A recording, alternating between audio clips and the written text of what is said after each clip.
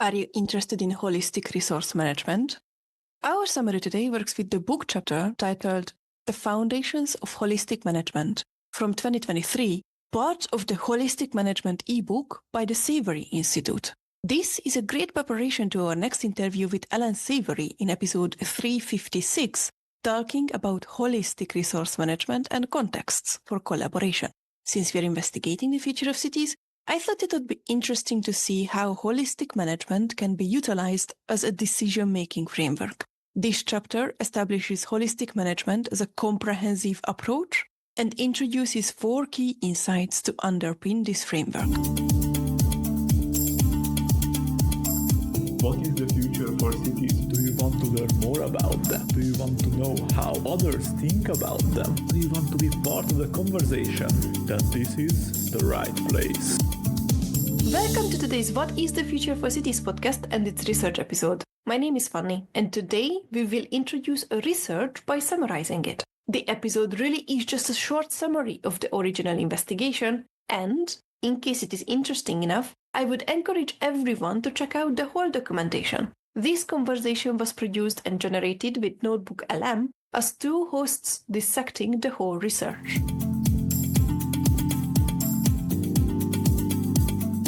Today, we're drawing from the foundations of holistic management by the Savory Institute. And honestly, this is more than just farming techniques. It feels like a completely different way to think about managing land, resources, maybe even aspects of our own lives. It reframes success. Oh, absolutely. And what's really compelling about holistic management is it works. It has a track record. We're talking over 40 years of solid, documented results all around the world, real improvements in land health, better productivity, profitability, and importantly, quality of life. And that's for everyone involved, farmers, ranchers, big environmental groups, government folks, and even us as consumers who want to make informed choices. It's a really comprehensive, whole system way of thinking, aims for a sustainable future. That focus on results is key, especially when you think about the scale of the problems we're facing.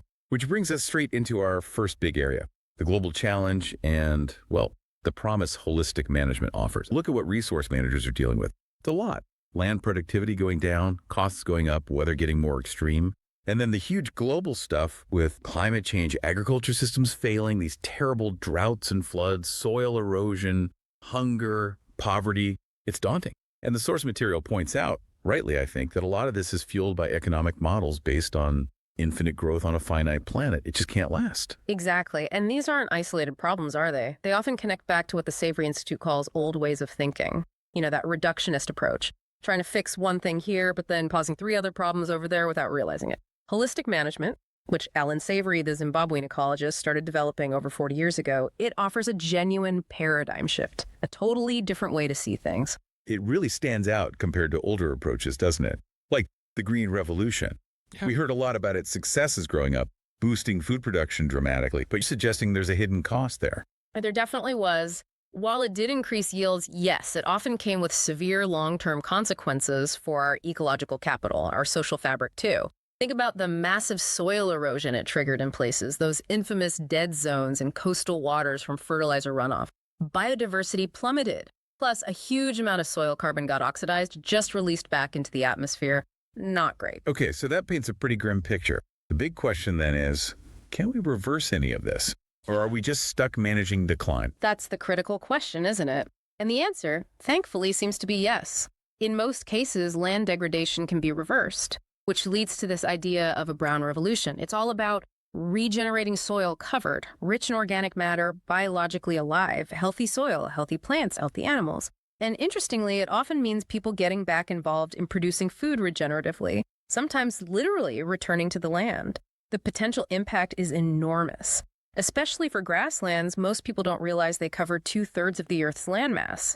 Regenerating those areas could sequester gigatons of carbon safely, boost water retention, make landscapes way more resilient to drought. It's a vision of healing, really. Okay, that's a powerful vision. But how did Savory, coming from wildlife biology, arrive at these ideas that seem to flip so much conventional thinking? This is where we get the foundational insights, right? The core breakthroughs. Insight number 1, nature functions in wholes. We hear phrases like, the whole is greater than the sum of its parts, and that's part of it. But Savory went deeper. He saw that nature operates in interconnected wholes and patterns. What we think of as separate parts are just aspects of an indivisible whole. His phrasing is quite direct. Individual parts do not exist in nature, only wholes, and these form and shape each other. So that's not just philosophy, it's a practical warning. It means messing with one thing will affect something else, somewhere else. Always. Savory's quote really hits home. Not only is the world more complex than we understand, it's more complex than we can ever understand. So the takeaway is, you can't just manage the land. You have to manage the land, the culture, the economy, all together. It's one indivisible system. Precisely. You can't separate them. Okay, now the second insight, this brittleness scale. The idea that resting land, just leaving it alone, can sometimes make desertification worse. That seems totally backwards. What's going on there? It does seem counterintuitive based on what many of us learned, but the key difference is how brittle an environment is. Think of a scale from 1 to 10. 1 is like a super lush, humid tropical forest. 10 is a true desert. And crucially, it's not just about how much rain falls, it's about how consistent the humidity is throughout the year and how quickly dead plants break down. That's what determines how land responds. Okay, break that down. Non-brittle, like a 1 to 3 year-round humidity. What does that look like? So in those places, decomposition is fast and biological. Microbes, fungi, insects, they're working constantly. Dead leaves are soft, they just crumple. Moss, decaying logs melting back into the soil. Lots of visible soil life. Think jungle floor. Makes sense. And the other end, brittle, 7 to 10. What are the signs there? In brittle areas, humidity is seasonal, maybe erratic. Decomposition is slow, mostly chemical oxidation, weathering. Especially if there aren't large grazing animals around. Dead leaves are dry, they shatter. Tall stands of dead, gray grass just sitting there for ages. Logs barely change year after year, lots of bare ground between plants. And here's the kicker. Over 60% of the world's land is brittle to some degree. So understanding where an environment sits on this scale is absolutely fundamental for managing it effectively. You can even think about your own area. Are dead leaves soft, or do they shatter? Are fallen branches decaying quickly, or just sitting there? It tells you a lot. 60%, that's huge. So does that imply that a lot of standard conservation practices, like just fencing areas off to rest them, might actually be counterproductive in most places? It's a really important point. Yes, in many brittle environments, simply removing grazing animals or disturbance without mimicking the natural ecological processes can actually speed up degradation and desertification, which leads us perfectly to the third key insight, predator-prey connection and land health. Savory, watching wildlife in Africa, noticed something critical about those huge herds, wildebeest, zebra, buffalo. When predators were around, they bunched up tightly, moved constantly, milled around, and this behavior driven by fear wasn't just offensive, it was actually essential for keeping those brittle grasslands healthy. That constant movement and bunching, what was it doing? Well, their hooves were constantly chipping the soil surface, breaking up capped earth. They trampled down old, dead plant matter, pushed seeds into the soil, and then they'd cover it all with dung and urine, which provides moisture and nutrients. This physical action returned dead plants to the soil surface where decay could happen. Plus, a key detail. The microbes needed to break down that tough, dry plant material, often missing on the dry soil surface, but plentiful in the animals' rumens and digestive tracts. So they were essentially inoculating the soil as they went. It was a perfect system. And Savory realized humans broke that cycle. Unintentionally, yes. By removing predators or reducing their numbers significantly, the herds relaxed. They spread out. Their impact wasn't concentrated anymore. That vital disturbance, the trampling, the dunging in one place before moving on was lost, and land health started to decline. So holistic planned grazing was developed specifically to mimic that natural, beneficial herd effect using domestic livestock. Okay, that makes sense. Which brings us to insight number 4, another one that challenges common ideas. Time, not numbers, governs overgrazing. The usual thinking is too many animals overgrazing, leading to destocking policies. Exactly. That was the standard view. And Savory initially accepted it too. But his observations didn't always fit. He saw incredibly productive landscapes carrying huge numbers of wild animals thriving, and then he'd see research plots nearby protected with far fewer animals. But the land was degrading. The numbers alone didn't explain it. So if it wasn't just the number of animals, what was the missing piece? A French scientist, André Voisin, provided a crucial clue. He showed that overgrazing isn't really about the number of animals, but about the time plants are exposed to being grazed. If animals bite a plant, then stay there long enough to bite its regrowth or come back too soon before it's fully recovered, that's overgrazing. Even with just a few animals, the same principle applies to the physical impact, the trampling. Too much time is the problem. And Savory connected this back to the wild herds. He realized they didn't just move because of predators. They also moved because they'd foul their own grazing area with dung and urine. Animals naturally avoid grazing near their own droppings. So they'd hit an area hard, intense grazing, trampling, dunging, urinating, but only for a short period, maybe a day or two. Then they'd move on, allowing a long recovery period before they might return. Disturbance is vital, but it needs to be short-lived, followed by adequate rest. Okay, so those insights, brittleness, the predator-prey effect, and the time factor, they really explain why things went wrong and point towards the solution. Absolutely. They form the ecological bedrock. They explain why environments degraded and provide the logic for how to fix them, mainly through planning the movement of concentrated livestock.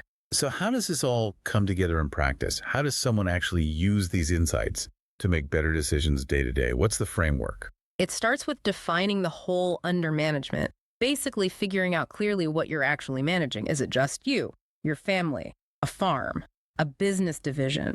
You need to identify who the decision makers are, what resources you have, land, people, skills, money, the whole picture.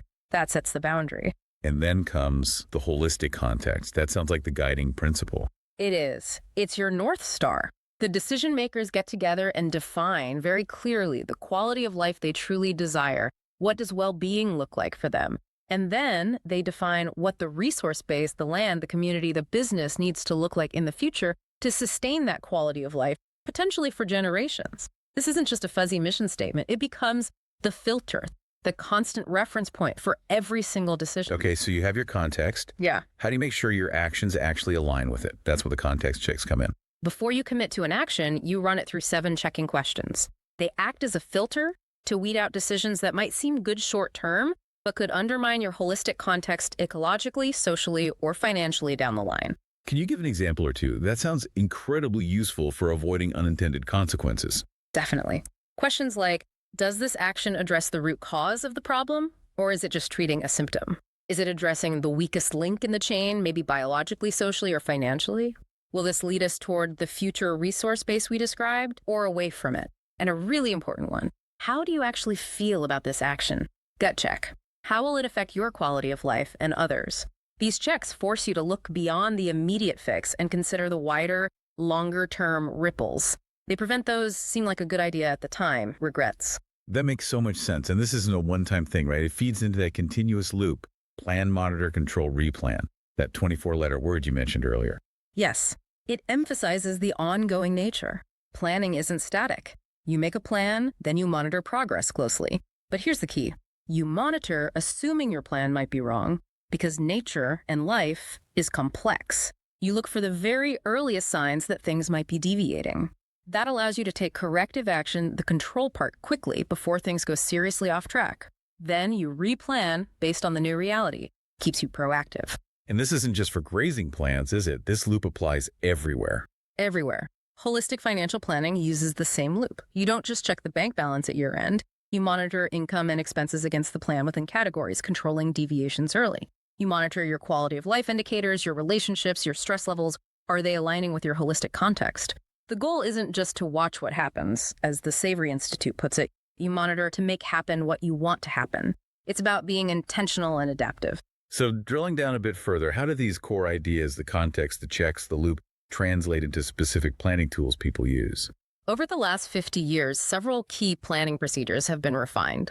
Holistic financial planning is a big one. It flips traditional budgeting. You plan your profit first, then allocate expenses to achieve that profit, always checking against your holistic context. It pushes for that triple bottom line, financial, environmental, and social health all integrated. Planning profit first? That's a shift. What about planning the land itself? That's holistic land planning. It helps figure out the ideal infrastructure, fences, water, roads. The process encourages brainstorming the ideal layout without being limited by what's already there. You imagine the perfect setup first, then figure out how to get there. Often leads to huge efficiencies. And you can phase it in, letting the improving land help pay for the developments. Makes sense. And the grazing part? That's holistic planned grazing, probably the most well-known procedure for livestock managers. It's the tool for putting animals in the right place at the right time with the right behavior. It's how you actively mimic those natural herd movements to heal land, maybe integrate livestock with crops or wildlife, keep animals healthy. You typically create a grazing plan twice a year for the growing season and the non-growing season. And critically, especially in brittle areas, you always plan as if a drought is coming, building in resilience and reserve feed. And all these plans, financial, land, grazing, They all follow that same plan, monitor, control, replan cycle. Absolutely. Continuous learning, continuous adaptation. Okay, so let's try to wrap this up. What we've explored today with holistic management feels like a fundamental shift, moving from managing isolated bits and pieces to seeing and managing complex wholes, using these really powerful insights about how nature actually works, the interconnectedness, the brittleness scale, the predator-prey dynamic, and the crucial role of time. And it's all held together by this practical framework, setting your holistic context, using those context checks, and staying in that constant feedback loop. Exactly. And the potential impact of making that shift is profound.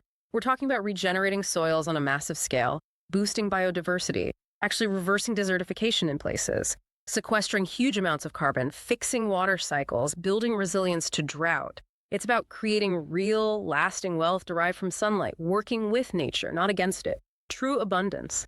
How could applying a bit of this holistic perspective, maybe even just one or two of those context checks, change how you approach a whole in your own life? Could be your family routines, a decision at work, maybe even just your garden plot. And next time you're outside, really look around. Remember the brittleness scale. Are those leaves crumbling or shattering? What does that tell you about the environment right where you are and how everything connects? What is the Future for Cities podcast?